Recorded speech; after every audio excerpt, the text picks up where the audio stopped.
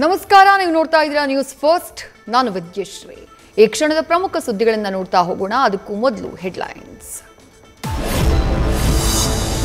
ದುರಂತಕ್ಕೀಡಾದ ವಿಮಾನದ 2 black box ಪತ್ತೆ, ಎಲ್ಲ ಆಯಾಮದಲ್ಲೂ ತನಿಖೆ, 3 ತಿಂಗಳ ಒಳಗೆ ವರದಿ ಸಲ್ಲಿಸೋಕೆ ಸೂಚನೆ. ಕೇಂದ್ರ ನಾಗರಿಕ ವಿಮಾನಯಾನ ಖಾತೆ ಸಚಿವ ರಾಮಮೋಹನ್ ನಾಯ್ಡು ಹೇಳಿಕೆ.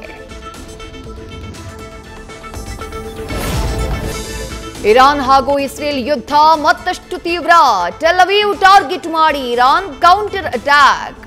ಏರ್ ಸ್ಟ್ರೈಕ್ನಲ್ಲಿ ಓರ್ವ ಸಾವು, 34 ಜನರಿಗೆ ಗಾಯ.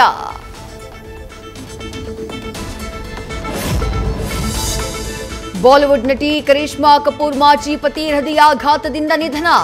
ಇಂಗ್ಲೆಂಡ್ನಲ್ಲಿ ಪೋಲೋ ಪಂದ್ಯ ಆಡುವಾಗ ಜೇನ್ನೊಣ ನುಂಗಿ ಹೃದಯಾಘಾತ.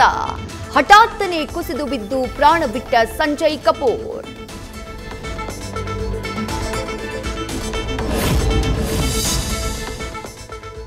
ಬಿಡಿಎ ಕಾಮಗಾರಿಗೆ ಅಡ್ಡಿಪಡಿಸಿದ ತಂದೆ ಮಗನ ವಿರುದ್ಧ ಎಫ್ಐಆರ್ ದಾಖಲು. ಕೆಂಪೇಗೌಡ ಬಡಾವಣೆ ಮುಖ್ಯ ರಸ್ತೆಯ ನಿರ್ಮಾಣಕ್ಕೆ ತಡೆ ಆರೋಪ.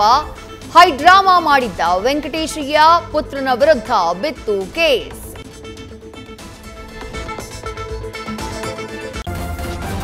ನ್ಯೂಸ್ ಫಸ್ಟ್, ನಿರ್ಭೀತಿಯಿಂದ ನಿಮ್ಮ ಪರವಾಗಿ.